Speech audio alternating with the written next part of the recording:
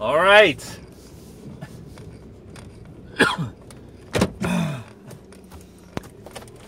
Had a huge insight last night. I was reading the Anti-Fragile, and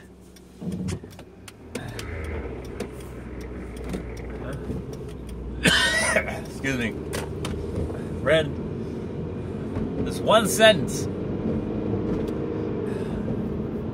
it's basically about when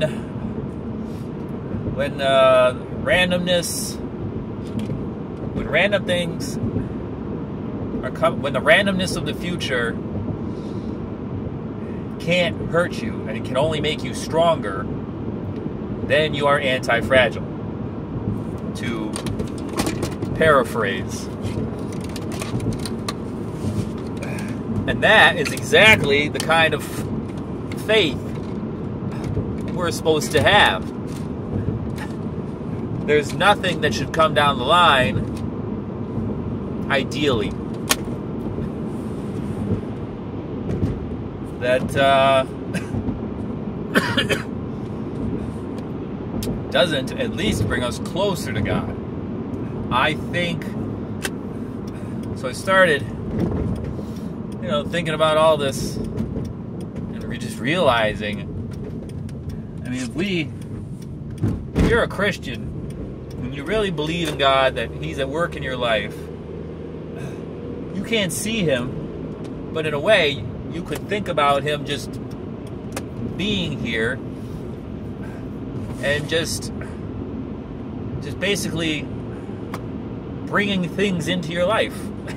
All the things that come into your life. Imagine that they're being brought there by God. The good and the bad.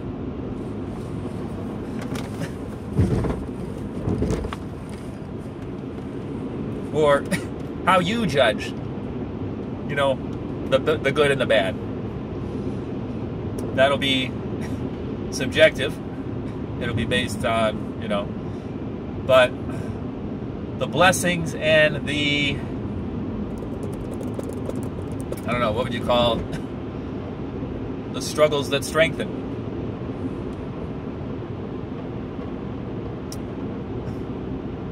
The trials and tribulations, the attacks, the persecutions, just the randomness that comes into your life, that if you're not ready for it, can throw you off. Oh, I didn't know I was going to lose my job today. What? Start scrambling. I could go right now and lose my job. I could walk in, oh, Jason, can you come into the office?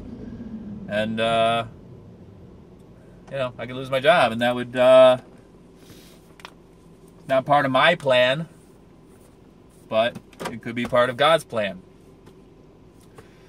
Would that bring me closer to God, or would that pull me away? Would I start scrambling? What would I do to make money? Who knows? So,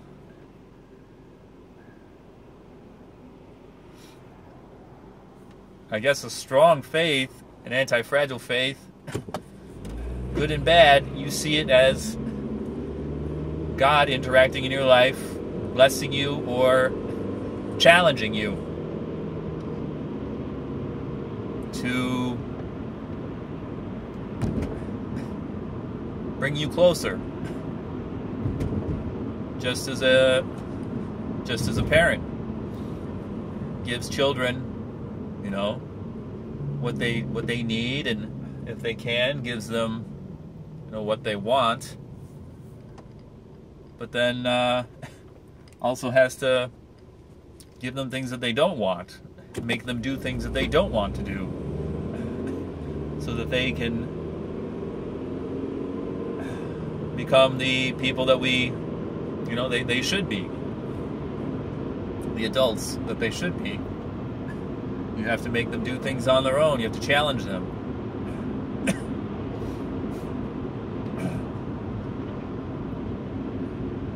that for me is a great thing, an insight, a powerful insight.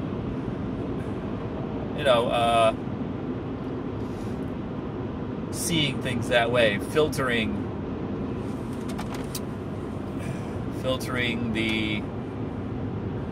all the events of day-to-day life.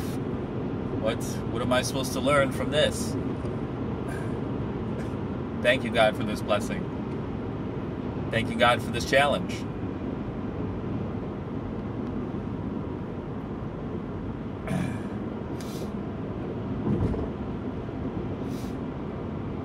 So that's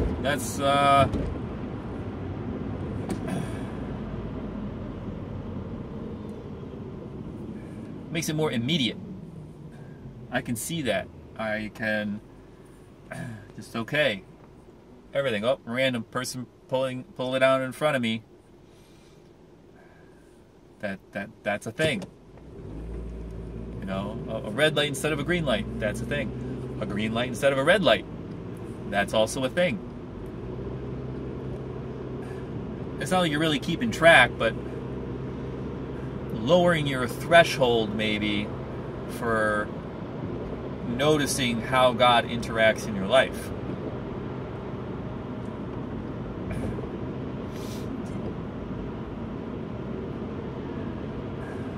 The brief conversations, the brief interactions, the brief hello from a stranger. It's all. I think it's helpful, and then just paying attention to that randomness when the really bad random things happen. So how do you get strengthened by those? Well, gratitude, and then when the challenges, gratitude for the things that the good ways that God brings things into your life, but then also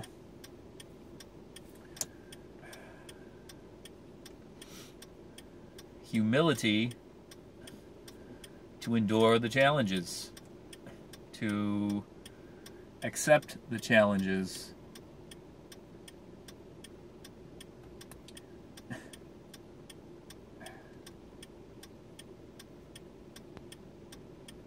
In real life, say another guy comes up to me and wants to fight me.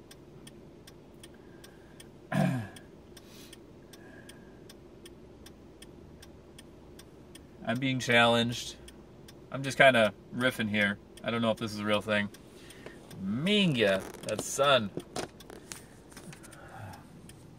So, the guy comes up to me, wants to fight me. As a Christian, I'm supposed to not fight him. I'm supposed to not accept that challenge from him, but the real challenge is from God. Am I humble enough to walk away from that? Am I humble enough to forgive that person? Say, no, it's okay, you're right, I'm wrong, whatever, Do I have the strength the humility to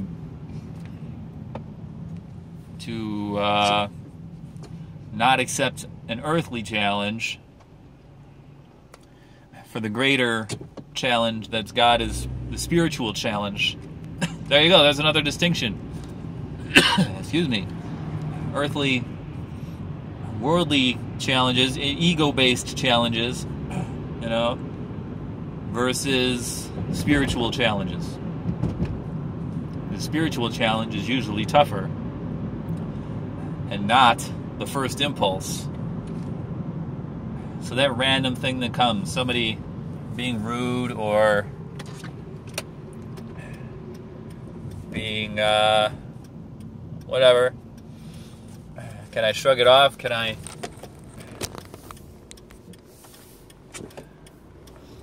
and then even pray for that person, forgive that person? Just all right, that's a challenge for me.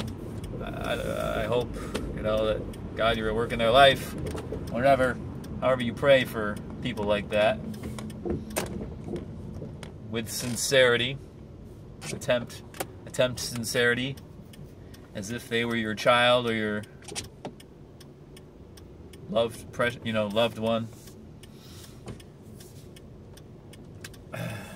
That's probably not the best example. I was just kind of riffing, but discovered that earthly versus spiritual challenge distinction.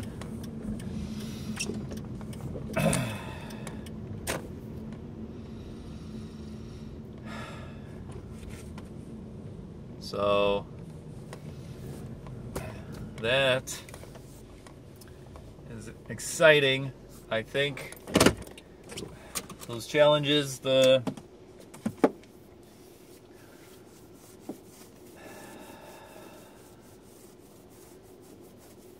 good things, bad things, all coming from God. Do they help you turn to God? Or do you see them as being caused by something else? And who causes the bad things in your life? Is it God? Is it the devil? Like Job, the devil was challenging him, his faith, but God was allowing it.